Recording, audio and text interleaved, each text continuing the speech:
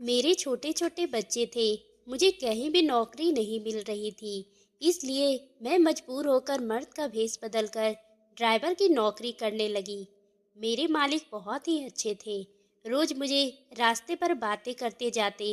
एक दिन उन्होंने बातों बातों में मुझे बताया वह एक लड़की से प्यार करते हैं। मैंने कहा ये तो बहुत अच्छी बात है। आप इतने जवान और खूबसूरत और अमीर भी हैं। आपसे तो कोई भी लड़की शादी करने को तैयार हो जाएगी। लेकिन मेरे कदमों तले जमीन निकल गई जब उन्होंने तस्वीर दिखाई। मेरा नाम रिया है। मैं अपने माँ बाप की इकलौती बेटी थी। मुझे पढ़ने लिखने का कोई खास शौक नहीं था। इसलिए 12वीं के बाद पढ़ाई को छोड़ दी। पर मेरा ताल्लुक एक खाते पीते खानदान से था। मेरे पिताजी दो भाई थे और उनकी एक ही बहन थी। इसलिए शुरू से ही मेरे खानदान में जायदाद के खातिर झगड़े चल रहे थे।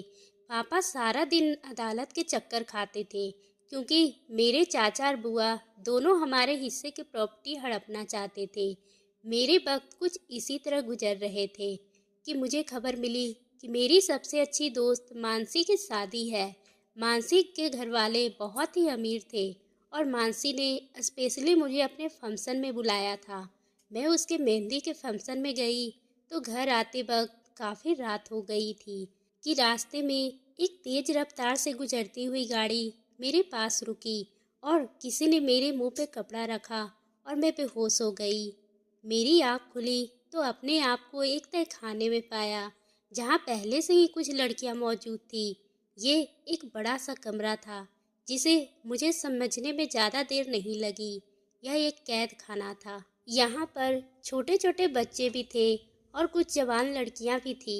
कुछ लड़कियों को तो क्लब में डांस करवाया जाता था तो और कुछ को कोठे पर भेज दिया जाता था। ये सब देखकर मैं बहुत ही डर गई थी।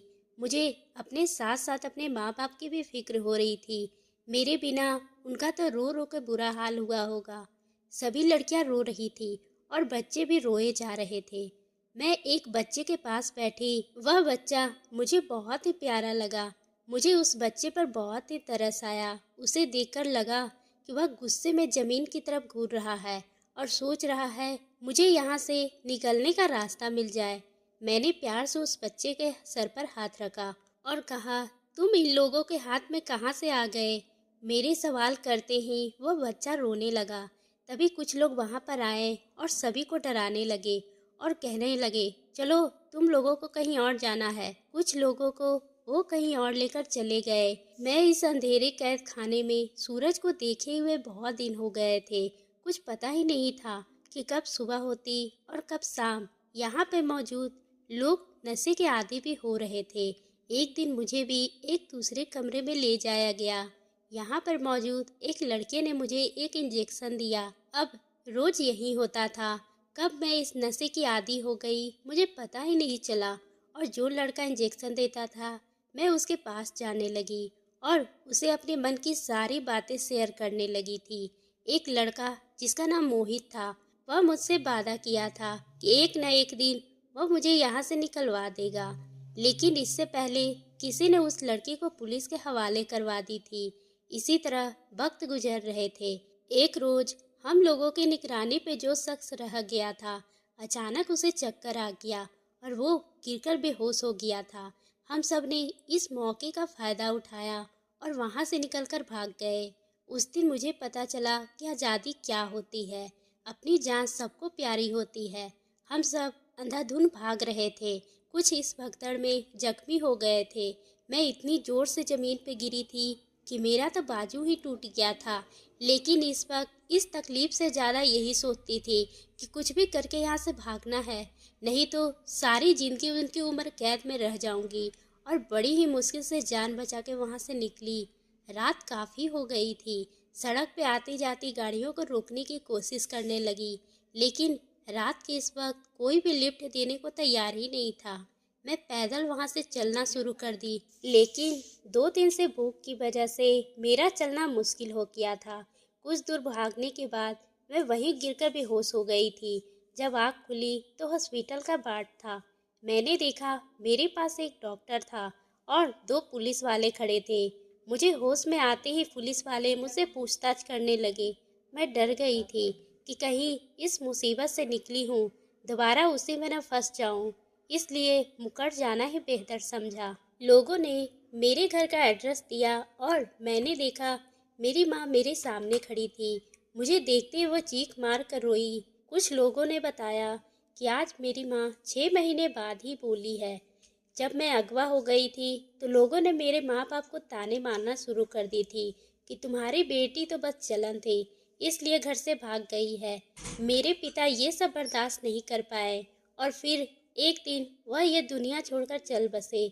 मेरी माँ बेटी और पिता के गम को दिमागी तौर से बीमार हो गई थी और आज जब वो मुझे देखी तो वो फूट फूट कर रो पड़ी थी। मैं 2 दिन हॉस्पिटल में रहने के बाद जब मैं अपने घर आई तो पता चला कि पड़ोस के लोग मेरे घर पे इकट्ठा हो गए हैं और मुझे सवालों की बारिश होने लगी थी। वह लड़का कौन है जिसके साथ तुम भागी थी? तुमने एक बार भी अपने माँ बाप के बारे में नहीं सोचा? तुम्हारी वजह से तुम्हारा बाप ये दुनिया छोड़कर चला गया। मैं अपनी सफाई देना चाही थी लेकिन किसी ने भी मेरी एक ना सुनी, इसलिए मैं चुप हो गई थी। लोगों ने मेरी माँ से कहा कि अगर तुम अपनी इस बदचलन बेटी को घर पे रखो तो इस समाज से बाहर निकाल दी जाओगी। मेरी माँ ने इन सब लोगों की बातें सुनी तो उन्होंने भी कुछ भी कहना उचित नहीं समझा, क्योंकि उन्हें पता था कि हमारी कोई सुनने वाला भी नहीं है। इसलिए उन्होंने इस वक्त मेरा हाथ पकड़ा और गांव छोड़कर शहर चली आई। शहर में मेरी माँ की एक पुरानी सहेली रहती थी। रात के 10 बजे हम उनके घर पहुँचे। अचानक हमें अपने घर में देखकर मेरी माँ की सहेली सावित्री आंटी घबरा गई थी। उन्होंने हमें घर के अंदर आने को कहा और एक कमरे में बैठा दिया। अभी हम सब बातें ही कर रहे थे, तभी मैंने देखा आंटी का एक बेटा था जो पागल था। वो हमारे पास आया और मुझसे कहने लगा कि तुम मेरे साथ चलो खेलो। सावित्री आंटी के बेटे अतुल की उम्र लगभग 26 साल की थी, लेकिन वो बच्चों की तरह बिहेव करता था। उसकी जिद की वजह से माँ ने मुझसे कहा जो उसकी बात मान लो, नहीं तो ये हमें परेशान कर देगा। मेरी माँ की सहेली सावित्री आंटी ने बताया उनका बेटा एक बहुत ही काबिल पढ़ा लिखा लड़का था, अपने कॉलेज का बेस्ट प्लेयर था। एक बार मैच खेलते समय किसी खिलाड़ी ने उसके सर पर भारी चीज मार दी और वह बेहोश होकर गिर गया था और पूरे 1 महीने अस्पताल में रहा।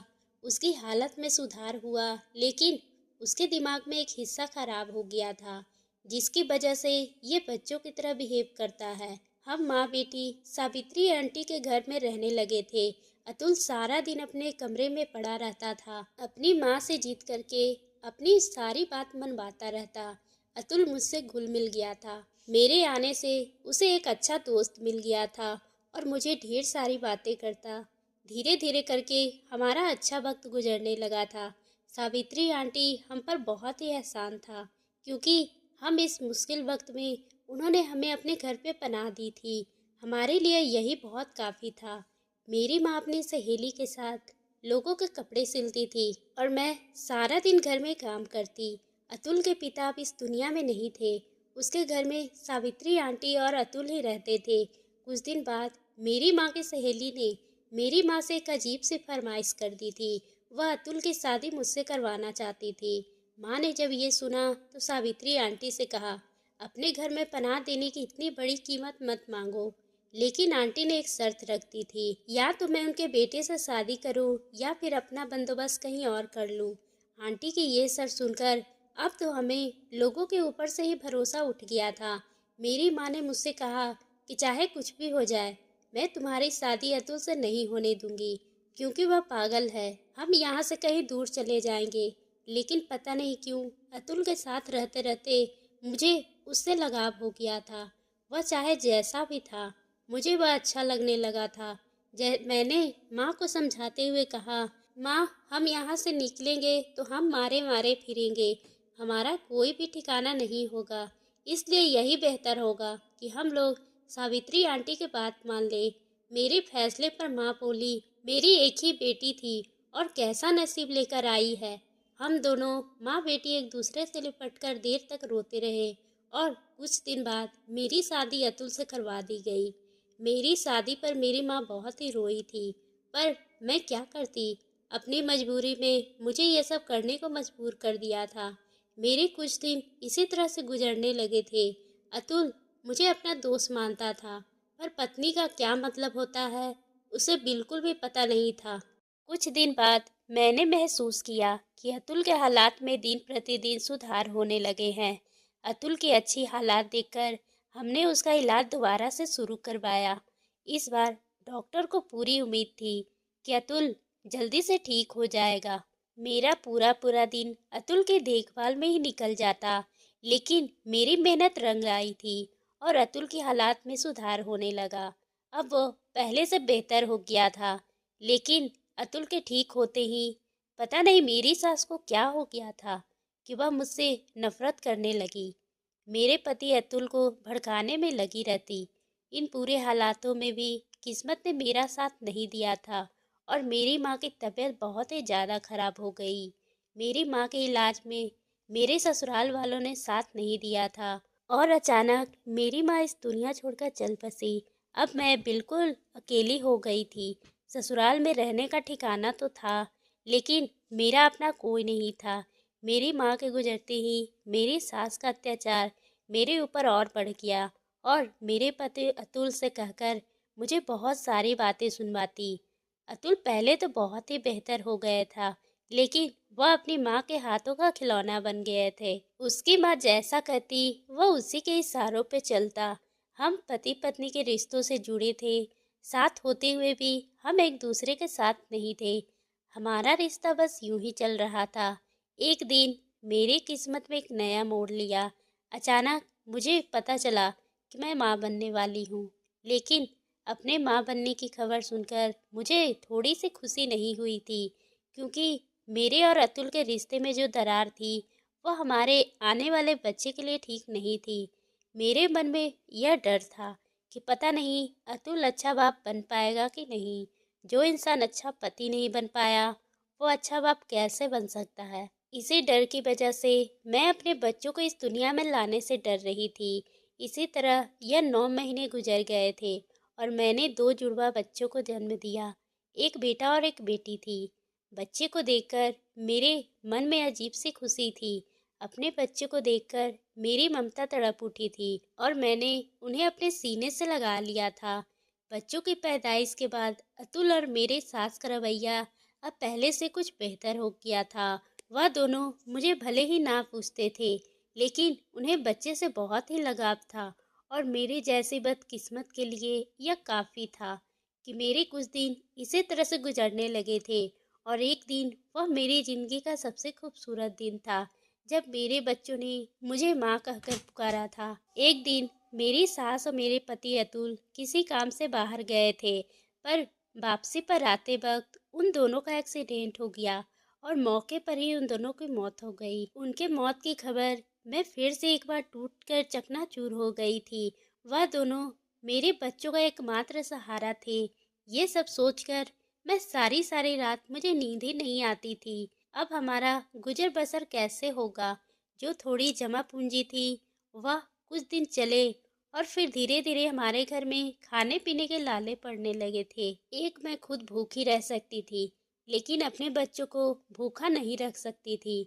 मैं अगल बगल के मोहल्ले में काम करने अपने बच्चों का पेट पालने लगी, लेकिन एक अकेली औरत का कोई भी सहारा नहीं होता और नहीं तो लोग उसे बेइज्जत करने पर तुले रहते हैं। लोगों के घर में काम करने जाती, वहाँ पर उनके घर के मर्द मुझे गंदी निगाहों से घूरते। एक दिन मैं यूं ही ऐसे ही भटकते भटकते जा रही थी कि मुझे पता चला एक आदमी को ड्राइवर की ज़रूरत है। मैं गाड़ी चलाना उन्हीं दिनों सीखी थी जब मैं किडनैप हुई थी।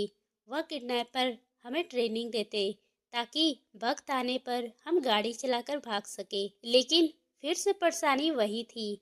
मुझे एक मर्द की गाड़ी चलानी थी, इसलिए मैंने अपना हुलिया चेंज कर लिया और अपने आप को मर्द के पोशाक में ढाल लिया। कोई भी मुझे देखता तो यही समझता था कि मैं एक मर्द हूँ और मैं उस आदमी की गाड़ी चलाने लगी। वह साहब बहुत ही अच्छे थे। वह मुझे अपने मन की सारी बातें शेयर करते थे। धीरे धीरे साहब मेरे बीच एक गहरी दोस्ती हो गई थी। गाड़ी चलाते चलाते मेरा सफ़र बहुत ही अच्छा चल रहा था। एक दिन बातों ही बातों में मैंने उससे पूछा, आपने अभी तक शादी क्यों नहीं की है? उन्होंने मुझे बताया कि एक लड़की को देखी थी और उसी समय प्यार करने लगा था, पर जिंदगी ने एक ऐसा वक्त दिखाया कि मैं उसे ढूंढ ना सका। अपने नज़र से वो लड़की कहीं खो गई। वह किस्मत की मारी थी, पता नहीं वह किस हाल में होगी। साहब ने कहा कि अगले दिन उस लड़की की तस्वीर वह मुझे दिखाएंगे। अब मुझे अगले दिन का इंतजार था और उस लड़की की किस्मत के भी बारे में सोच रही थी। उसकी किस्मत तो बहुत ही अच्छी है, क्योंकि कोई शख्स उसे 7 साल से मोहब्बत करता था और उसी की यादों में अभी तक उसने शादी नहीं की। अगले दिन बच्चों का स्कूल छोड़कर जब मैं उस साहब को लेने गई, जब वो गाड़ी में बैठकर कुछ दूर जाकर मैंने उनसे कहा कि मुझे उस लड़की की तस्वीर तो दिखाइए, आखिर वह कौन है खुशनसीब जिससे आप प्यार करते हैं। उन्होंने जब उस लड़की की तस्वीर निकालकर मुझे दिखाई तो तस्वीर देखकर मेरे पैरों तले से जमीन ही निकल गई, क्योंकि वह शख्स मेरी ही तस्वीर मुझे दिखा रहा था। ये तस्वीर तब की थी जब मैं अगवा हुई थी। पता नहीं कैसे इस तस्वीर को निकाला गया था। गाड़ी अचानक ब्रेक लगने से रुकी थी। मुझे साहब ने कहा, गाड़ी ध्यान से चलाओ। उसे क्या पता था कि मैं किसी ध्यान में थी। साहब ने मुझे बताया कि 7 साल पहले एक गैंग का हिस्सा था। एक दिन उसने एक चेहरा देखा था जिसे देखकर उसने खुद से एक वादा किया था कि वह इस दलदल से निकलेगा और उस मासूम लड़की को भी निकाल लेंगे। उसने बताया, मैं वहां पर मौजूद लोगों को नशे का आदी बनाता था, पर जब मैंने उस लड़की को देखा था उसके प्यार में गुम हो गया था और इस गलत काम से छुटकारा पाना चाहता था। इसलिए मैंने खुद को अपने आप को पुलिस के हवाले कर दिया था। फिर मैं पुलिस का सरकारी गवाह बन गया। पुलिस ने जब वो छापा मारा तो वहाँ पर सभी लोग फरार हो चुके थे। तब मुझे एहसास हुआ कि मैं उस लड़की को खो चुका था। फिर मुझे याद आया कि उसने एक बार अपने घर का एड्रेस दिया था। मैं पूछता पूछता वहाँ पहुँचा तो लोगों से पता चला कि उसके पिता की जुदाई से वो गुजर गए हैं। उसके बाद उस लड़की और उसकी माँ का समाज ने निकाल दी है, जिसे वह लड़की और उसकी माँ ये गांव छोड़कर चली गई है। मैंने पढ़ाई अच्छी की थी, लेकिन गलत संगत की वजह से बुरा बन गया था। उस वक्त साहब की बातें सुनकर मेरे आंखों में आंसू आ गए। जब साहब ने मुझे रोता हुआ देखा तो कहने लगे, क्या हुआ है, तुम क्यों रो रहे हो? मैंने अपने साहब की बातें सुनकर मैं उन्हें सच्चाई बता दी कि मैं ही वो लड़की हूँ जिसे आप बेइंतहा प्यार करते हैं। लेकिन लोगों की नज़रों से बचने के लिए मैंने अपना हुलिया बदल लिया है और मैं एक ऐसे मर्द के भेष में रहने लगी हूँ। साहब को जब पता चला कि मैं रिया हूँ तो वह मुझे अपने सामने देखकर बहुत ही खुश हुए और मुझे अपने गले से लगा लिए। मैंने अपने ऊपर बीती हर बात उन्हें बताई।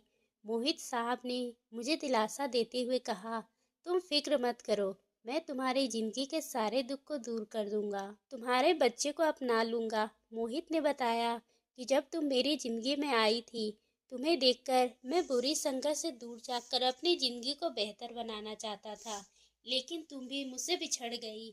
फिर मैं दोबारा अपनी जिंदगी को बेहतर बनाने में लग गया था। मेरी पढ़ाई की वजह से मुझे एक अच्छी सी नौकरी मिल गई है और मैं लगन सेवा से नौकरी करने लगा, क्योंकि मेरे मन में यह विश्वास था कि एक न एक दिन तुम मुझे जरूर मिलोगी। अगर प्यार सच्चा हो तो एक न एक दिन जरूर मिलता है, और आज तुम मेरे सामने बैठी हो। मोहित की बात सुनकर मैं भी बहुत खुश हुई, क्योंकि मुझे एक सच्चा जीवन साथी मिल गया था। मैंने उससे अपने बच्चों से मिलवाया। उस दिन बाद मोहित ने मुझसे शादी कर ली थी। मैंने अपनी जिंदगी में जितने दुख झेले थे, मोहित ने आकर मेरे दामन खुशियों से भर दी थी। तो दोस्तों, आपको ये कहानी कैसी लगी? अगर पसंद आई हो तो आप मेरे चैनल को सब्सक्राइब करना ना भूलें और बेल आइकन को भी प्रेस कर लें, ताकि हम आपके लिए इसी तरह की कहानी लाते रहें।